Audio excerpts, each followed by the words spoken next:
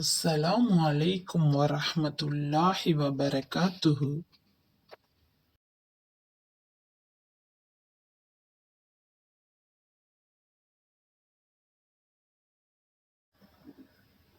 நீங்கள் அவ்விதம் கொண்டுவர இயலாது போனால் உங்களால் நிச்சயம் அவ்வாறு செய்ய முடியாது.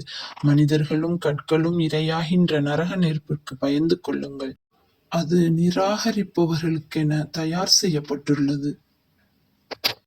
நபியே, எவர்கள் இவ்வேதத்தை நம்பிக்கை கொண்டு அதில் கூறப்பட்டுள்ளபடி நற்செயல்களை செய்கிறார்களோ அவர்களுக்கு சொர்க்கத்தில் நிச்சயமாக சோலைகள் உண்டு என்று நீர் நற்செய்தி கூறுவீராக. அவற்றில் நீரருவிகள் தொடர்ந்து ஓடிக்கொண்டே இருக்கும்.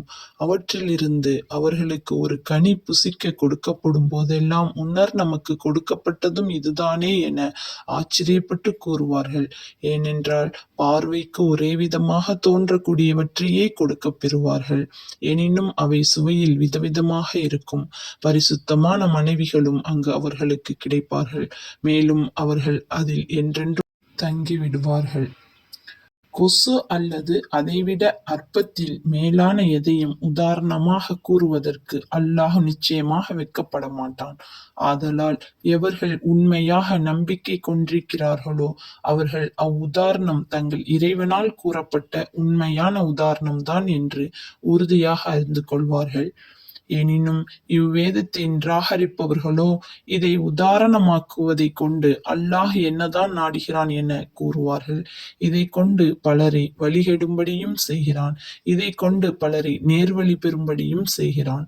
ஆனால் இவ்வேதத்தை மனமுரண்டாக நிராகரிக்கும் பாவிகளை தவிர மற்றவர்களை இதை கொண்டு வழிகெடும்படி அவன் செய்ய மாட்டான்.